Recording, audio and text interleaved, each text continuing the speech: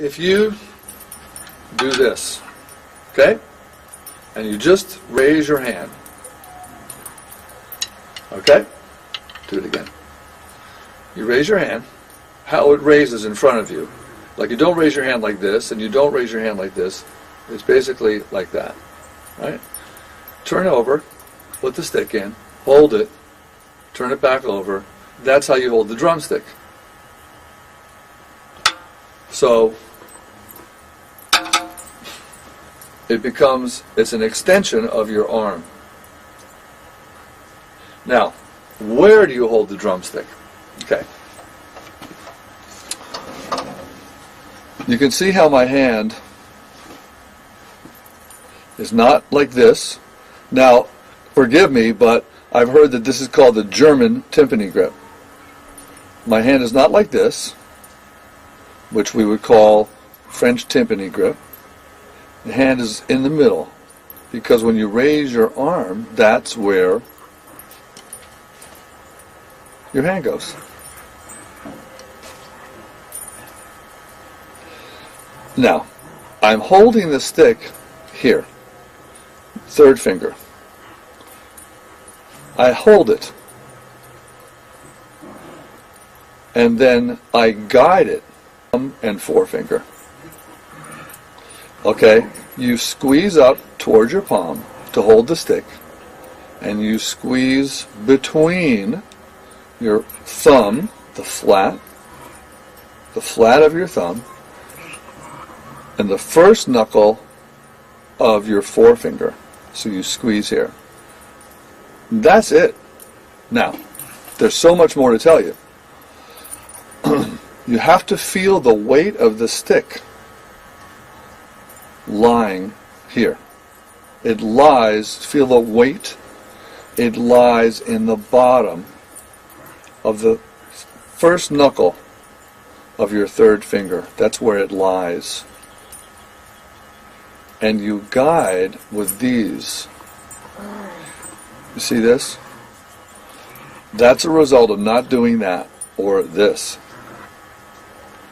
If I squeeze up toward the palm of my hand with my middle finger, and if I'm continually holding the pressure right here in front, the stick goes up and down, and I'm seeing my fingers move as well. This, see that angle? Becomes that. You follow? So it's not like this, it's like that. As you move the stick up and down, you have to maintain the pressure between your thumb and forefinger and up toward the palm of your hand. So in essence, you're just doing this. Because the stick is here, it moves. Obvious, right? The flat of my thumb. Remember we talked about that? See, it's not there. I can feel it. It has to be there. The flat. Once you start doing this, then this happens. You know what I mean? You got to squeeze between, right down in the middle of this thumb, right to that finger. And you've got to maintain that squeeze.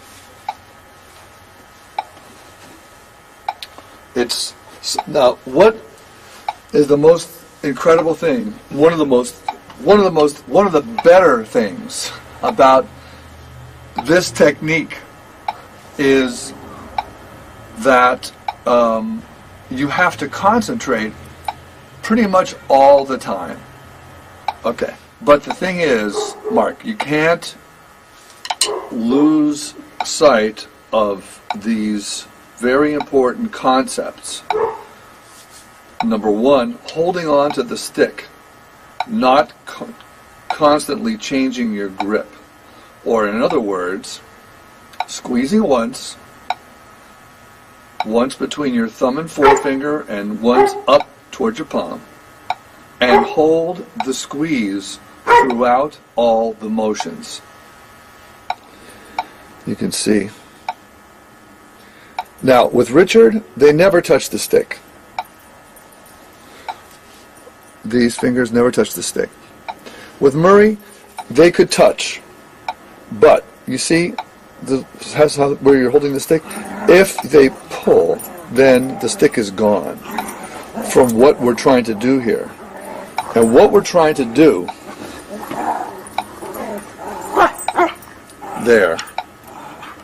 here, is develop what we're calling a fulcrum.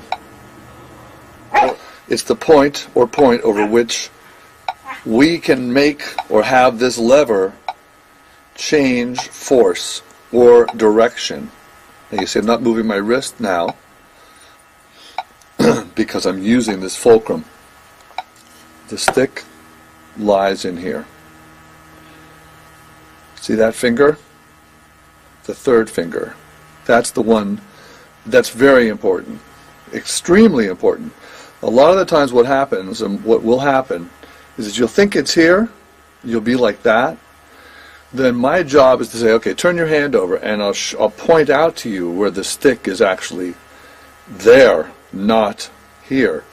We're talking about the first knuckle of the third finger, right? There. And the stick lies in that knuckle, in the bottom of the knuckle. You have to feel the weight of the stick all the time, at any tempo. And the reason why that's important is because if you don't feel the weight of the stick exactly where it's supposed to be, then it's not there.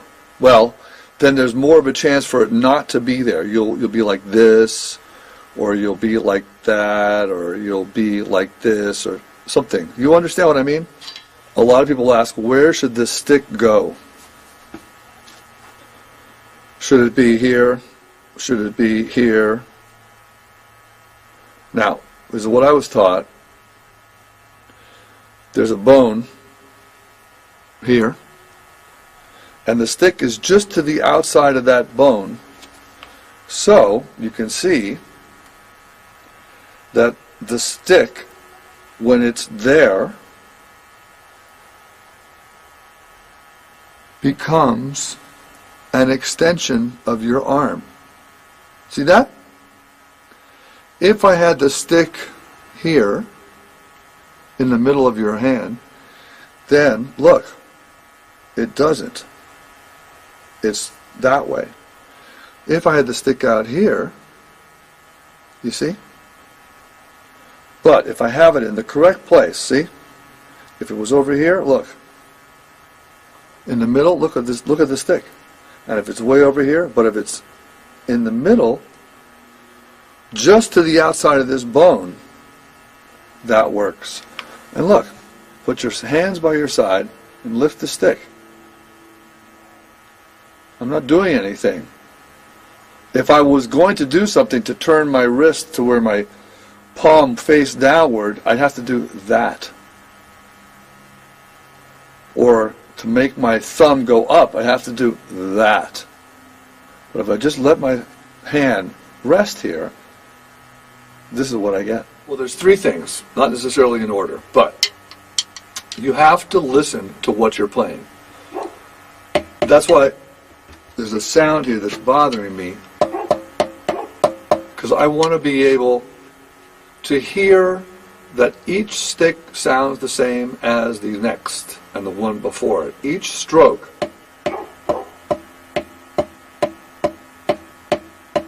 sounds the same. Listen to what you're doing. Watch what you're doing. Watch. Watch your fingers. Watch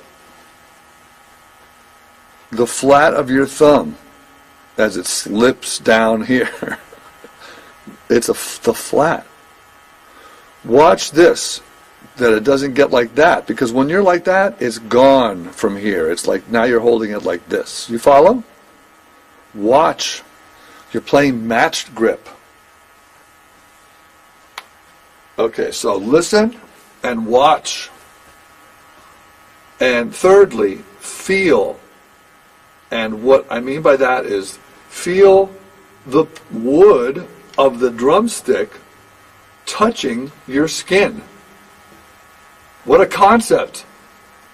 What I mean is, if I say to you that the stick lies here, it lies there in the crease of your knuckle. You follow? And feeling where the wood touches your skin. Okay? And being conscious of that throughout all the strokes that you're doing. Now look, that's 3 things. If you can do one of those, then you are paying attention. And I've found that it takes a lot to take your attention away. If you can do 2 of these things, then you can't really do anything but pay attention to what you're doing, because doesn't seem to be enough processing speed in your brain to take in other things that are happening outside. Of course, doing all 3 would be really great to be able to do.